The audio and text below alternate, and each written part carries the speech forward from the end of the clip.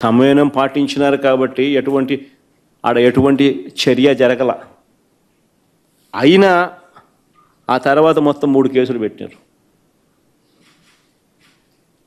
పొగాకు రైతులకు సంఘీభావం తెలపడానికి జగన్ పోతే 3 కేసులు. 15 మంది రైతులను అరెస్ట్ చేసి జైలుకు పంపినారు. 15 మంది రైతులను అరెస్ట్ చేసినారు. నేను అడుగుతాను, అయితే చంద్రబాబు నాయుడు, మేము రైతులకు అండగా నిలబడితే నీకు వచ్చిన నష్టం ఏమిటి అని అడుగుతాను. నీ ప్రభుత్వంగా నువ్వు చేయాల్సింది ఏమిటి? నీ ప్రభుత్వంగా నువ్వు చేయాల్సింది చేసి ఉంటే ఈ పరిస్థితి వచ్చి ఉండేదని అడుగుతా ఉన్నా. ఆయన చేయాల్సింది చెయ్యడు. ఎవరైనా ప్రశ్నిస్తే తిరిగి వారి మీద కేసులు పెట్టడం, అరెస్టులు చేయడం, సేడిస్టిక్గా వ్యవహరించడం, ఇది చంద్రబాబు నాయుడు చేస్తూ ఉన్న సేడిజం.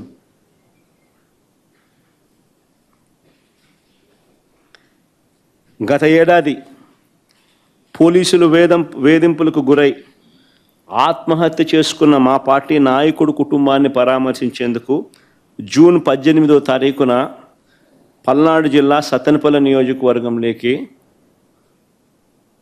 రెంటపాల గ్రామానికి నేను వెళ్ళా. ఆ ప్రోగ్రాంకు చంద్రబాబు నాయుడు గారు చేసిన రభస అంతా ఇంత కాదు. నాకు ఆశ్చర్యం అనిపించింది అసలు చంద్రబాబు నాయుడు గారిని చూసినప్పుడు, ఆలోచనలు చేసి చూసినప్పుడు. నా కార్యక్రమానికి ఎవరిని రాకుండా అడ్డుకునే ప్రయత్నం. ఆశ్చర్యం అనిపించింది, వస్తే ఈయనకి బాధ ఏమిటి అని. ఈయన కార్యక్రమాలకు మనుషులు ఎవరు రాకపోతే అది ఆయన బాధ. ఎందుకు మనుషులు ఆయన కార్యక్రమానికి రావడం లేదంటే దానికి కారణం ఆయన చేసిన మంచి ఏది లేదు కాబట్టి. దాన్ని సరిదిద్దుకోకుండా ఆయనకు వ్యతిరేకత చూపిస్తూ, ఆయన మీద వ్యతిరేకత కనిపిస్తూ వేల మంది ఇటువైపున కార్యక్రమాలకు అటెండ్ అవుతా అంటే ఈయనకేం బాధ అని అడుగుతా ఉన్నా.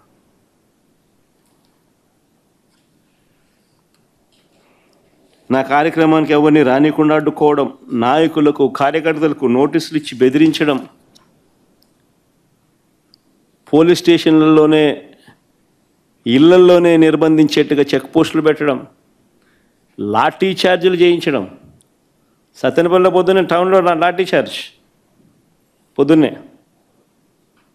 భయం పెట్టేందుకు. నేను రాకమునిపే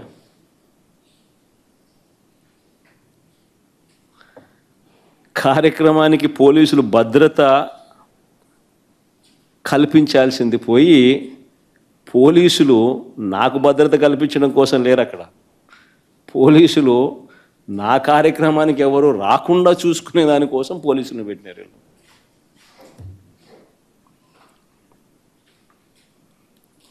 ఆశ్చర్యం కలిగించే విషయం.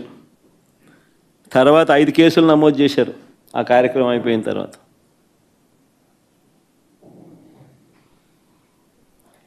సినిమా డైలాగుల్ని పోస్టర్లుగా పెట్టినందుకు 2 రిమాండ్కు పంపారు. సినిమా డైలాగులను పోస్టర్లుగా పెట్టినందుకు. అడుగుతా ఉన్నా, నీకు అంత కష్టంగా ఉంటే సెన్సార్ బోర్డులో దానికి ఎందుకు పర్మిషన్ ఇవ్వాలా? డైలాగులు తీసేయండి. ఇంకా బాలకృష్ణ సినిమాలు, పవన్ కళ్యాణ్ సినిమాలు చూస్తే ఇంకా పెద్ద పెద్ద డైలాగులు కనిపిస్తాయి. నాకు ఇప్పుడే ఇక్కడికి వచ్చి ప్రెస్ మీట్కి ముందు శ్రీహరి నాకు చూపించినట్టు కొన్ని డైలాగులు, ఆ సినిమా డైలాగులు, వాళ్ళ సినిమా డైలాగులు చూస్తే ఇంకా దారుణమైన డైలాగులు. నీకు డైలాగులు నచ్చకపోతే సెన్సార్లు తీసేయండి. సెన్సార్ బోర్డు ఎందుకు పర్మిషన్? సెన్సార్ బోర్డు ఉండేది ఎందుకు? అంతేగాని ఆ సినిమా డైలాగులు, సినిమా వచ్చిన తర్వాత, రిలీజ్ అయిన తర్వాత ఆ సినిమా డైలాగులు, ఆ సినిమాలో మంచి పాటలు ఉంటే ఆ మంచి పాటలు అవన్నీ న్యాచురల్గా ప్రసిద్ధి చెందుతాయి. ఆ సినిమాలో మంచి పాట ఏదైనా ఉంటే ఆ మంచి పాట పాడినా తప్పే అంటావు. ఆ సినిమాలో ఏదైనా మంచి డైలాగులు ఏదైనా వీళ్ళకి నచ్చితే ఆ నచ్చిన డైలాగులు వీళ్ళు పోస్టర్లుగా పెట్టినా తప్పే, వీళ్ళు మాట్లాడినా తప్పే, వాళ్ళు చేసిన యాక్షన్లు వీళ్ళు చేసినా తప్పే.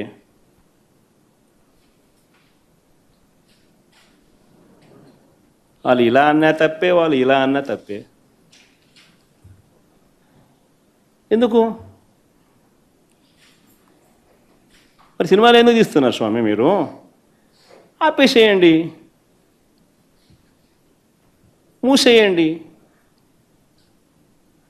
ప్రజాస్వామ్యంలో ఉన్నామా లేదా అన్నది నిజంగా ఆలోచన చేసుకోవాలి మనం అంతా. ఇలాగొచ్చే నష్టపోయింది. ఆడే సినిమా డైలాగ్ రాసుకున్నాడు, పాట పాడితే పాడినాడు, డైలాగులు కొడితే కొట్టినాడు. ఇలాగొచ్చే నష్టమైంది అంటాను నేను. గుమ్మడికాయలు దొంగంటే భుజాలు తడుముకున్నట్టుగా ప్రతిదీ కూడా వాళ్ళు ఏమన్నా కానీ నిన్నే అన్నట్టుగా నువ్వెందుకు బాధపడతా ఉండవు?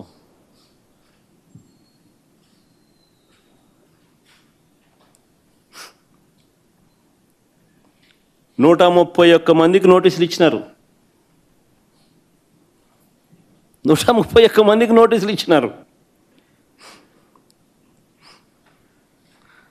సినిమా డైలాగులను పోస్టర్లుగా పెట్టినందుకు 2 రిమాండ్కు పంపించినారు. 131 మందికి నోటీసులు ఇచ్చినారు. చంద్రబాబు గారి పేరు ఎవరు చెప్తే వారిలో ఒక్కొక్కరిని పిలిపించుకోవడం, రోజంతా కూర్చోబెట్టుకోవడం, వేధించడం. ఛార్జ్షీట్లు గమనిస్తే అండ్ అదర్స్ అని చెప్పి ఖాళీగా వదిలిపెడతారు.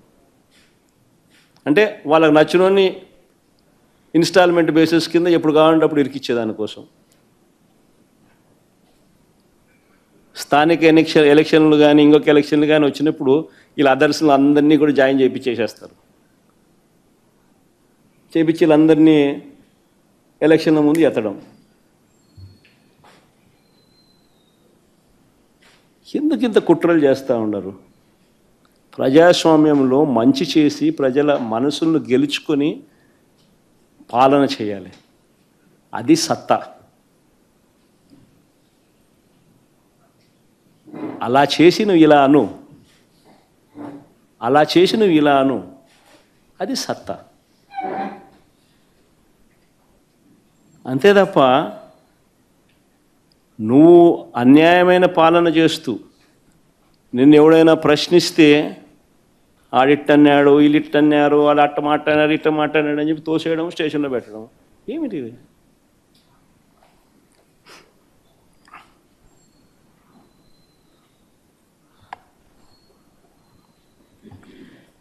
చివరకు పోలీసులు దారుణాలు నిజంగా ఏ స్థాయిలోకి వెళ్ళిపోయినారంటే, చివరికి పోలీసులు దారుణాలకు తన కొడుకును కోల్పోయిన వ్యక్తి. పోలీస్ అట్రాసిటీస్ వల్ల తన కొడుకు చనిపోతే ఆ చనిపోయిన ఆయన మా లీడరు, ఉప సర్పంచ్, వాళ్ళ ఇంటికి నేను పోయినా ఆ పెద్ద ఆయన్ను పరామర్శించేందుకు. ఎంతటి దారుణం అంటే, పోలీస్ అట్రాసిటీస్ వల్ల చనిపోయిన వ్యక్తిని బెట్టింగ్ కేసులో చనిపోయినారని బెట్టింగ్ బ్యాచ్లో పెట్టేసినారు. అంటే ఉప సర్పంచ్ బెట్టింగ్ అంట. ఏమన్నా పద్ధతి దొంగ కేసులు పెట్టడంలో కూడా? నిజంగా చంద్రబాబు నాయుడు ఇంత మానవత్వం మర్చిపోయి,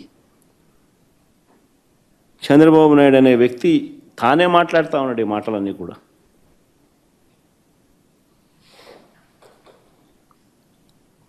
మరో ఉదాహరణ, ధరలు లేక తీవ్ర కష్టాల్లో మామిడి రైతులుంటే, తీవ్రమైన కష్టాల్లో మామిడి రైతులుంటే, మామిడి రైతులకు సంఘీభావంగా జూలై 9వ తారీఖున చిత్తూరు జిల్లా బంగారుపాలెం నేను వెళ్ళా.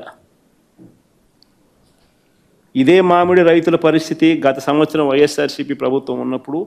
గత సంవత్సరం తోతాపురి మామిడి గత సంవత్సరం 25 నుంచి 29 రూపాయలు కేజీ. ఈ సంవత్సరం చంద్రబాబు నాయుడు ముఖ్యమంత్రి అయిన తర్వాత పరిస్థితి ఏమిటి అంటే 2.5-3 రూపాయలకు పడిపోయిన పరిస్థితులు.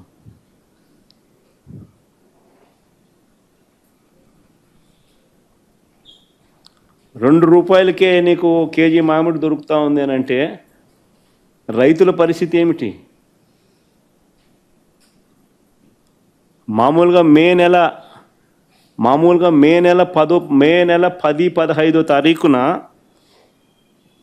తెరవవలసిన ఫ్యాక్టరీలు, ప్రాసెసింగ్ ఫ్యాక్టరీలను జూన్ 2వ వారం 3వ వారం అయినా కూడా తెరవాల. జూన్ 2వ వారం 3వ వారంగా తెలుస్తుంది, ఒక నెల ఆలస్యంగా. ఆ నెల ఆలస్యంగా తెరవడం వల్ల పంట ఒకేసారి మార్కెట్లోకి వచ్చింది. సప్లై ఎక్కువ కావడంతో రేటు పడిపోయింది. రేటు పడిపోవడంతో రైతు నష్టపోయినాడు. ఇది జరిగిన వాస్తవం. తప్పిదం ఎవరిది? మ్యాన్ మేడ్ ఎర్రర్ కాదా ఇది? చంద్రబాబు నాయుడు తనకు సంబంధించిన బెనామీలు, తనకు సంబంధించిన గల్లా ఫుడ్సు, శ్రీని ఫుడ్సు, తనకు సంబంధించిన తన బెనామీలకు, తన వాళ్ళకు సంబంధించిన ఫుడ్ ఫ్యాక్టరీలకు మేలు చేసేందుకు కోసం కాదా చేసింది ఇదంతా? దళారీల వ్యవస్థ మేలు చేసేందుకు కాదా ఇదంతా చేస్తూ ఉన్నది?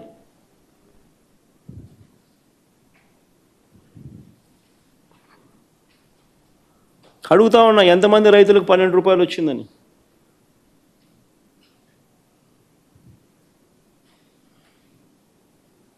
అసలు 12 రూపాయలు అనేది అతి తక్కువ ధర.